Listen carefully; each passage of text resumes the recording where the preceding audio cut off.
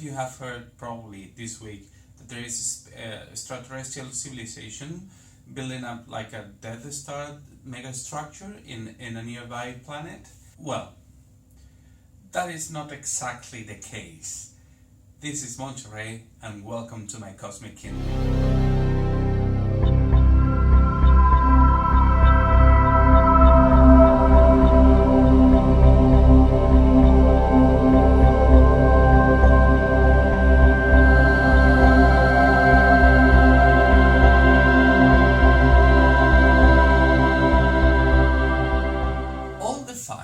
Comes from this paper that has been recently published, and they are looking for exoplanets in a distant star like 1,000 light years away.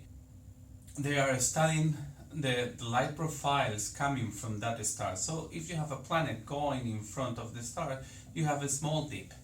Normally these dips are like 1%, 5% of the total luminosity of the star. And I think we should ask our friend Hannah, because she's an expert in this kind of scenarios. But what they have found is two large dips of 20%. First one is 15, the second one is 20% of the total luminosity of the star. Basically, in this paper, they studied different possible explanations for this effect. The first one is that the star has an intrinsic variability. So it means that the star doesn't emit light at the same rate. Sometimes it's brighter and sometimes it's dimmer. It happens a lot, and there are different classes of intrinsic variables, but the writers of this paper think that this is not the case for many other reasons. There's another possibility, is like the companion is just creating this, because it's a binary system and the companion is creating this variability, but also the paper rules out that possibility. So when you rule out those possibilities, then you have like a kind of like complicated scenarios. First of all is that there is a disk, and the disk is forming planets, and there is different compositions of dust and what will give birth to planets that are called planetesimals. That is complicated to think because it has been only observed twice, and if that would be the case, the planetesimals and the dust would be orbiting around the star, and you will have a periodic dip more than 2 times. It is true also that the number of observations we have is limited, so it may be the case. What the paper suggested is just a family of comets that broke down when they were approaching the main star. And then there is the media.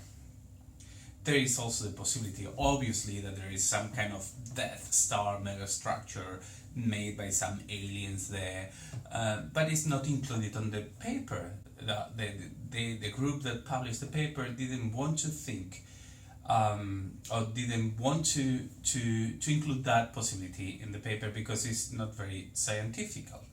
But obviously there is the possibility, and the media just grab to it like crazy, like wow, and then boom, it's everywhere. In every newspaper, like they find proof that there is a possible megastructure in 1,000 light year star.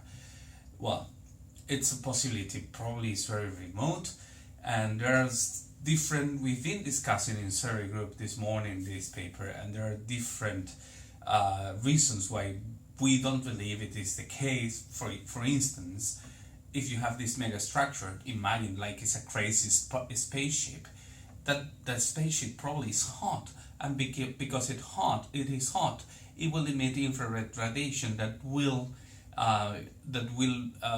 contribute to the spectrum we receive from the star, and we don't observe that either. Maybe we are just missing some kind of physics or some kind of special physics effect. Maybe it's a new kind of star, maybe there is an alien civilization there, but going from the maybe to the actual realization of there is an alien civilization there, I think is too much. So have a think about how the media really makes us to believe these things and to jump into conclusions before actually reading the science behind that. this is all for today. Thank you for following me in YouTube.